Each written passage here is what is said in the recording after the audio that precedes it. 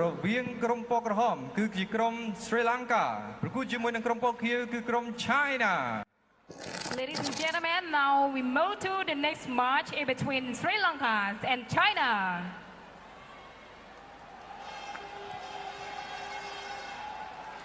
បាទអំបញ្ញមិញនេះលោកអ្នកបានឃើញអំពីសមត្ថភាពរបស់ក្រុមចិនម្ដងរួចមកហើយជាពិសេសគឺទុនសាយអ្វីដែលខ្ញុំបានកត់សម្គាល់គឺទុនសាយតែម្ដងគឺគាត់ប្រើដូចទុនសាយមែនទែនដែលហក់លោតពីបង្គោលតំបន់ពណ៌ក្រហមឡើងទៅតំបន់ខ្ពស់ផងដែរបាទ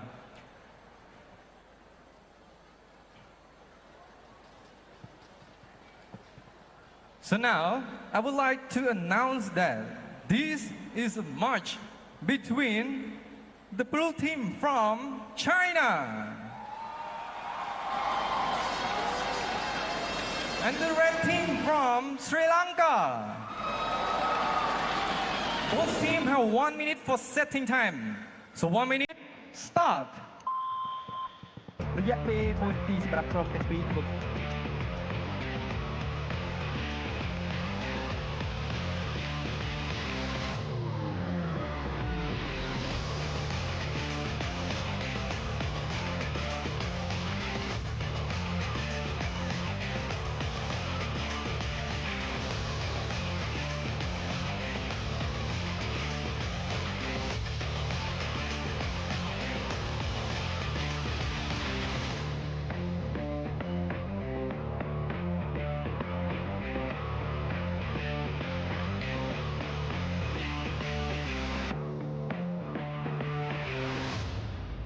ហើយនៅក្នុងការបោះកងក៏ទទួលបានបន្ទូទៅតាមការកំណត់នីមួយៗផងដែររយៈពេល10វិនាទី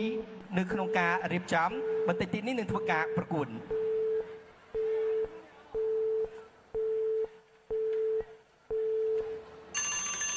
អស់ម៉ោង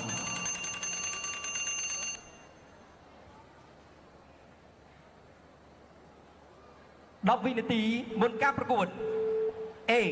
7 6 5 4 3 2 1 start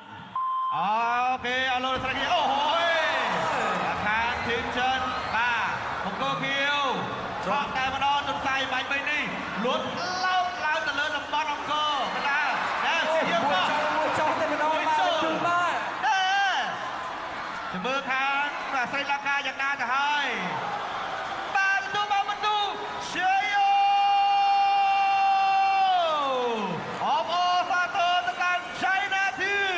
យកជ័យជំនះទៅលើក្រុមស្រីលង្កា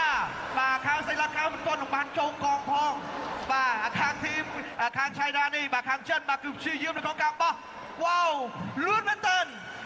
លោកចម្រើនបាទលើកក្រោយនៅពេលដែលក្រុមចិនប្រកួតខ្ញុំមើលទៅធៀមចិត្តតិចសិនពីព្រោះថានៅពេលដែលរ៉ូបូតរបស់គាត់ហក់លុបម្លងគូទឹករបស់យើងម្ដងខ្ញុំនឹងសឹងតែបោះចង់បាត់ជើងទៅតាមបាទនេះទុនសាយប៉ាត់ណាបាទលុតពួនណាអំបញ្ញបីនេះអបអរសាទរមែនទែនបាទសម្រាប់ខាងឆៃណាធីមទទួលបានជ័យជំនះបាទនៅក្នុងការប្រកួតនេះទស្សនិកជនយល់យ៉ាងណាដែរចំពោះ